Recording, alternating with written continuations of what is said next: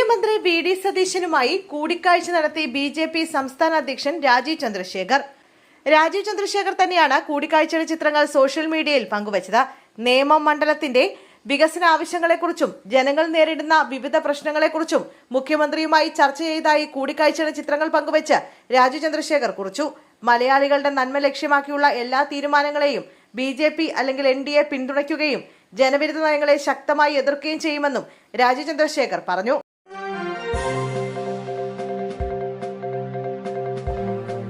മാവേലിക്കര ബാറിലെ ആക്രമണം, ജീവനക്കാരനെ തല്ലിച്ചതച്ച 6 പേർ പിടിയിൽ.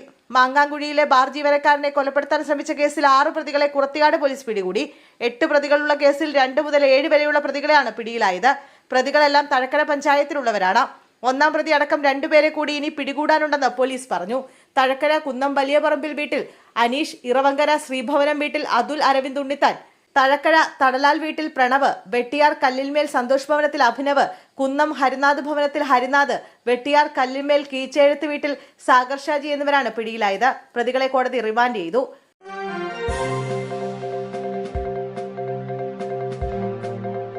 പിണറായി വിജയന്റെയും മകൾ വീണ വിജയന്റെയും ബേക്കർ ജംഗ്ഷനിലെ വസതിയിൽ നടന്ന റെയ്ഡ് കഴിഞ്ഞിറങ്ങിയ ഇ.ഡി. ഉദ്യോഗസ്ഥരെ ആക്രമിച്ച കേസിലെ പ്രതികളെ സംഭവസ്ഥലത്തെത്തിച്ച് തെളിവെടുത്തു.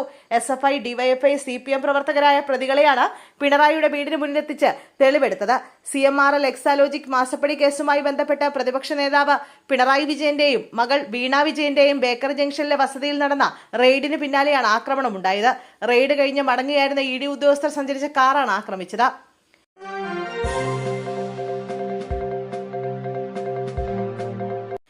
കലാച്ചിയുമായി ബന്ധപ്പെട്ട് ഉയർന്ന വിവാദങ്ങൾക്കിടെ പ്രതികരണവുമായി എഴുത്തുകാരി കെ.ആർ. മീര.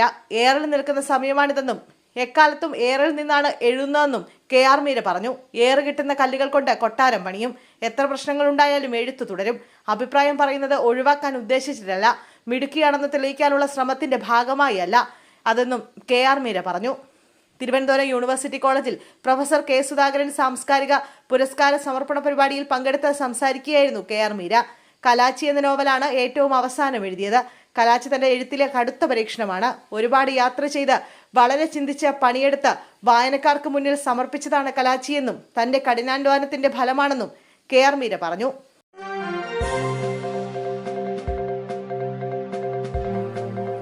വീട്ടമ്മയെയും ഭർത്താവിനെയും ആക്രമിച്ചു. വിമുക്ത ഭടൻ ഉൾപ്പെടെ 2 പേർ അറസ്റ്റിൽ. മാന്നാർ കുരുട്ടുശ്ശേരി സ്വദേശി വിമുക്ത ഭടനായ രാധാകൃഷ്ണൻ, പട്ടരോടത്ത് വഴക്കത്തിൽ രാജൻ എന്നിവരാണ് അറസ്റ്റിലായത്. വീട്ടമ്മയും ഭർത്താവും ഒന്നിച്ചു വരുമ്പോൾ 1-ാം പ്രതിയായ രാധാകൃഷ്ണൻ ഭർത്താവിനെ മർദ്ദിക്കുകയും 2 പ്രതികളും ചേർന്ന് വീട്ടമ്മയെ അസഭ്യം പറയുകയും ആക്രമിക്കുകയുമായിരുന്നു. മുടിയിൽ പിടിച്ച് വലിച്ചിഴക്കുകയും വസ്ത്രങ്ങൾ കീറുകയും ചെയ്തെന്നും വീട്ടമ്മയുടെ പരാതിയിൽ പറയുന്നു.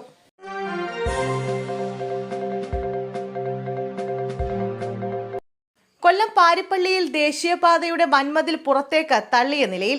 മേൽപാതയിലെ വെള്ളം ഒഴുകിപ്പോകുന്നതിന് 30 അടിയോളം ഉയരത്തിൽ നിന്ന് സ്ഥാപിച്ച പൈപ്പുകൾ വളഞ്ഞു നിൽക്കുന്നതായും കണ്ടെത്തി. ഇതോടെ ദേശീയപാത നിർമ്മാണത്തിലെ അപാകത വീണ്ടും ആശങ്കയിലാവുകയാണ്. തിരുവനന്തപുരം ഭാഗത്തു നിന്നും കൊല്ലം ഭാഗത്തേക്കുള്ള പാതയിൽ അമൃത സ്കൂളിനും പാരിപ്പള്ളി ജംഗ്ഷനുമിടയിൽ മേൽപ്പാലം അപകടകരമായ അവസ്ഥയിലാണെന്ന് നാട്ടുകാരുടെ പരാതി. സ്കൂളിന് പരിസരത്ത് മേൽപാത പുറത്തേക്ക് തള്ളി നിൽക്കുന്നത് വൻ അത്യാഹിതത്തിന് കാരണമാവുമെന്നും നാട്ടുകാർ പറയുന്നു.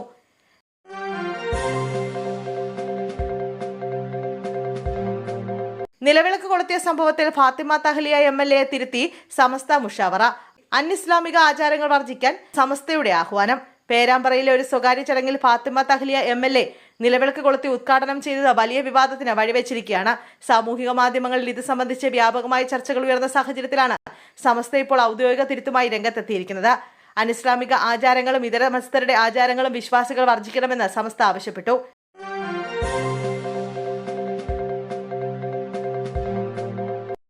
ശബരിമലയിൽ ഭീകരാക്രമണ പ്രതിരോധ മോക്ക് ഡ്രിൽ. ഡൽഹിയിൽ നിന്ന് 150 NSG കമാൻഡോകൾ എത്തി. അതീവ സുരക്ഷാ മേഖലയായ ശബരിമല സന്നിധാനത്തും പമ്പയിലും സുരക്ഷ ശക്തമാക്കുന്നതിന്റെ ഭാഗമായി സംയുക്ത മോക്ക് ഡ്രിൽ വിജയകരമായി പൂർത്തിയാക്കി. ഡൽഹിയിൽ നിന്നെത്തിയ 150ഓളം NSG കമാൻഡോകൾ, കേരള പോലീസിന്റെ 30 കമാൻഡോകൾ, 50ഓളം ജില്ലാ പോലീസ് ഉദ്യോഗസ്ഥർ എന്നിവരാണ് ഈ പ്രതിരോധ പരിശീലനത്തിൽ പങ്കെടുത്തത്. തീർത്ഥാടന കേന്ദ്രത്തിൽ ഒരു ഭീകരാക്രമണം ഉണ്ടായാൽ ബന്ദികളെ മോചിപ്പിക്കുന്നതും ഭീകരരെ കീഴടക്കുന്നതും എങ്ങനെയെന്ന ലക്ഷ്യത്തോടെയായിരുന്നു പമ്പയിൽ വെച്ചുള്ള ഈ പ്രത്യേക സംയുക്ത നീക്കം. പത്തനംതിട്ട ജില്ലാ പോലീസ് മേധാവി R. ആനന്ദ് IPSഉം NSGയുടെ ഉന്നത ഉദ്യോഗസ്ഥരും ഈ അടിയന്തര സുരക്ഷാ പരിശീലനത്തിന് നേതൃത്വം നൽകി.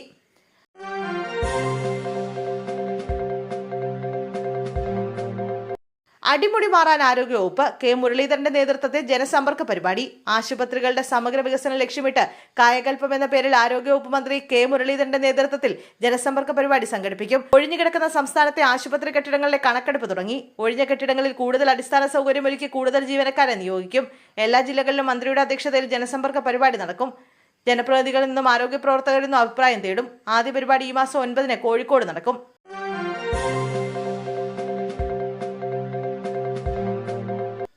കോഴിക്കോട് മെഡിക്കൽ കോളേജ് അധ്യാപകർക്ക് സ്ഥലമാറ്റം. മാനസികമായി പീഡിപ്പിക്കുന്നുവെന്ന PG വിദ്യാർത്ഥികളുടെ പരാതിയിൽ കോഴിക്കോട് മെഡിക്കൽ കോളേജിലെ 2 അധ്യാപകർക്ക് സ്ഥലമാറ്റം.